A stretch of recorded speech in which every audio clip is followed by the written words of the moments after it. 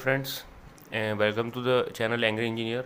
In this video we are going to study about stack in microprocessor and assembly language programming. ठीक है, तो कभी कभी क्या होता है, मेन प्रोग्राम रन हो या फिर कोई भी प्रोग्राम रन होने के टाइम कभी कभी क्या होता है कि हमको कुछ कंटेंट्स ऐसे होते हैं रजिस्टर्स के कि हमको बार बार सेव करने पड़ते हैं किसी अलग मेमोरी लोकेशन पे।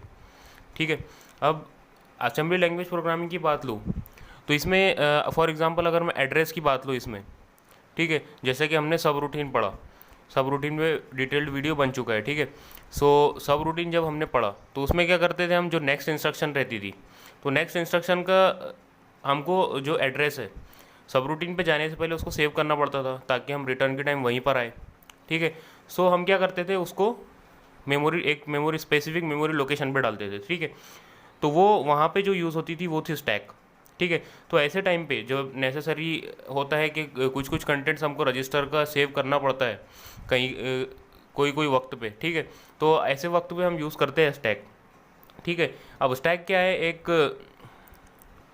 स्टैक एक top down data structure actually. ठीक है, अब हम इसमें टेम्पोररी बेसिस पे जो भी डेटा हम स्टोर करते हैं वो टेम्पोररी बेसिस पे करते हैं। ठीक है, जैसे कि हम प्राइमरी मेमोरी में करते हैं।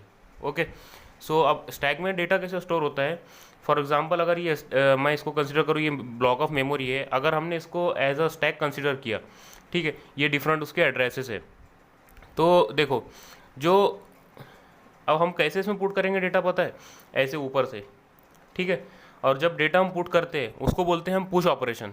ठीक है, हम ऊपर से जब ऐड करते जाएंगे इसमें तो ये फर्स्ट ब्लॉक नीचे आ गया, फिर सेकंड ब्लॉक इसके ऊपर रखेंगे हम, मतलब इसके नेक्स्ट वाले एड्रेस पे, फिर थर्ड ब्लॉक इसके अगर कोई और डालना है, कोई और डेटा डालना है तो इसके ऊपर रखेंगे।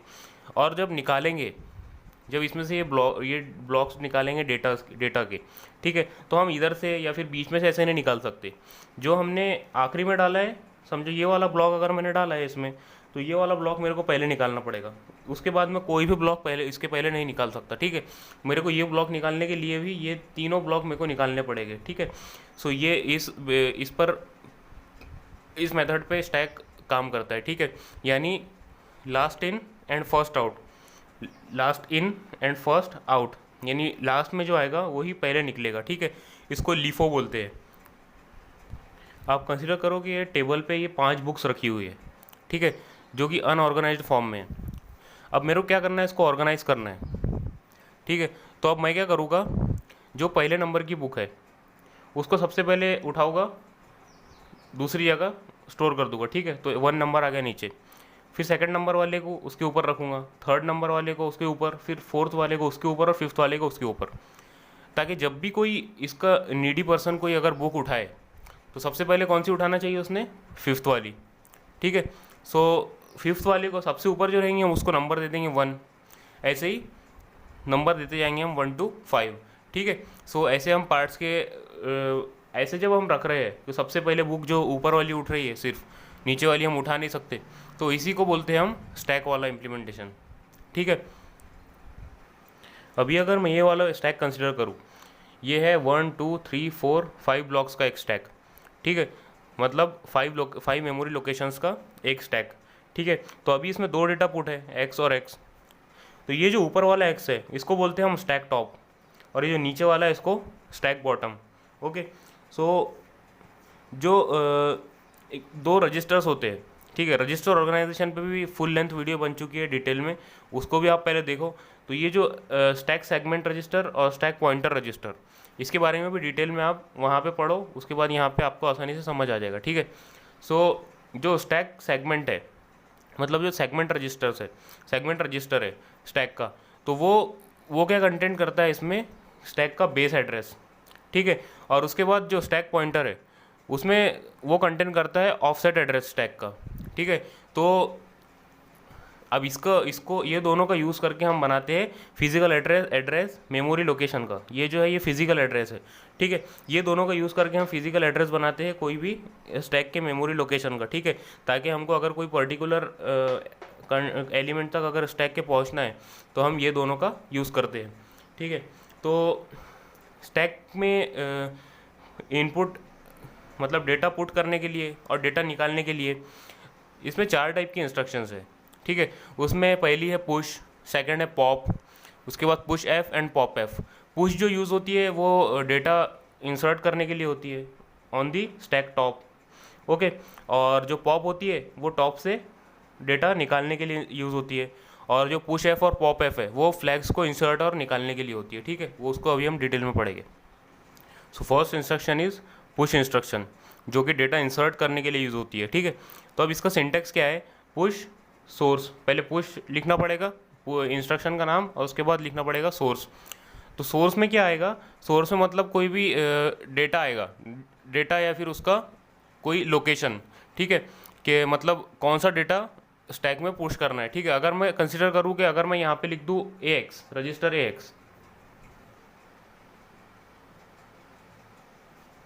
ओके। अगर मैं यहाँ पे लिख दूँ रजिस्टर AX, यानी रजिस्टर AX का जो कंटेंट है, जो डेटा है, वो पुश कर दो स्टैक के टॉप पर, ठीक है। अब देखो अगर मैं कंसिडर करूँ कि रजिस्टर AX का डेटा है 1234H, ओके।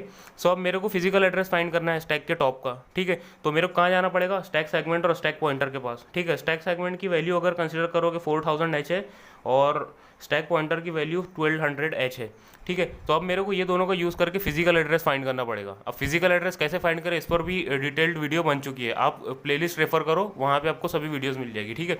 सो अभी मैं एक बार फिर से यहाँ पे बता देता हूँ। So this is how we calculate physical address. सबसे पहले जो सेगमेंट रजिस्टर है, स्टैक सेगमेंट, उसको 10 से मल्टीप्लाई करो, और उसमें जो स्टैक पॉइंटर है वो ऐड कर दो, ठीक है। तो ये हो गया फिजिकल एड्रेस। अब फिजिकल एड्रेस हमको क्या मिला, 41200, मेमोरी में ढूंढो 41200 यहाँ पर मिल गया हमको, ठीक है। सो ये हो गया स्टैक का टॉप, सॉरी ये हो गया स्टैक का टॉप। और एम्प्टी लोकेशन कौन सी है, ये वाली। अब यहाँ पर ए डेटा पुट कर दो। सो हमारे पास डेटा क्या है, AX is equal to 1234H, ठीक है। अब देखो AX मतलब AX जो है रजिस्टर है वो 32 बिट का है, मतलब उसमें 16 बिट के दो रजिस्टर्स हो गए, AH और AL, ठीक है। और ये भी जो ये जनरल पर्पज रजिस्टर्स है, इसके बारे में भी फुल लेंथ वीडियो, और register organization of 8086 microprocessor ऐसा नाम से वीडियो है, ठीक है, प्लेलिस्ट में। सो वो भी रेफ़र कर लेना। तो AH है और AL है, तो मतलब अभी क्या है, AH की वैल्यू हमको उठानी है, यहाँ रखनी है, फिर AL की वैल्यू हमको उठानी है, उसके ऊपर रखनी है। सो फर्स्ट मैं रखूँगा AH की,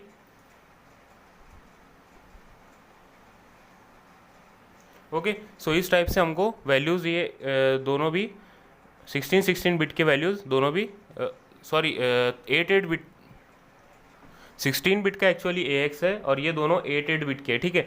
सो 8 बिट की AH की वैल्यू मैंने यहाँ पर प्लेस कर दिया, और उसके बाद AL की ये वाली 8 बिट की वैल्यू मैंने यहाँ पर प्लेस कर दिया, ठीक है। तो अभी स्टैक टॉप क्या हुआ, ये नहीं हुआ, स्टैक टॉप हो जाएगा ये वाला, ये हो गया स्टैक टॉप, ठीक है। तो this is about push instruction how executes. So next instruction is pop instruction. Pop instruction is use for removing the top block of stack memory, okay. सो अब देखो अगर कंसिडर करो कि अब देखो इसका सिंटेक्स क्या है, सिंटेक्स है पॉप और डेस्टिनेशन। डेस्टिनेशन मतलब हमको कहाँ पर यहाँ से निकाल कर कहाँ पे उसको रखना है, ठीक है। फॉर एग्जांपल अगर मैं यहाँ पे दे दूँ AX,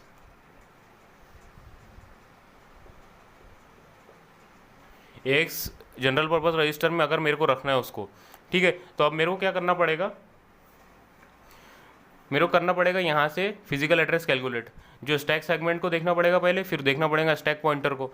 अब ये दोनों को देखने के बाद फिजिकल एड्रेस कैसे कैलकुलेट करते हैं हम पुश इंस्ट्रक्शन में देख चुके, ठीक है। तो अगर ये 4000 है और ये 1200 है, ठीक है, तो क्या आ जाएगा इसका फिजिकल एड्रेस क्या आ जाएगा, 41200, ठीक है।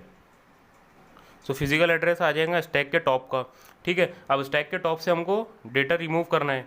अब ये 16 बिट का है AX रजिस्टर जो है, अब उसमें जो 8 बिट के जो दो रजिस्टर्स है AH और AL, ठीक है, हाई और लो वाले, ठीक है। तो उसमें जो ऊपर वाला है वो सबसे पहले यहाँ से निकालना है और इसमें डालना है लो वाले इसमें, यानी ये हो जाएगा 1 2, ठीक है। उसके बाद 3 4 वाला ये निकालना है, ये वाला स्टैक टॉप के नीचे वाला, ठीक है, इसको भी निकालना है, उसमें पुट करना है,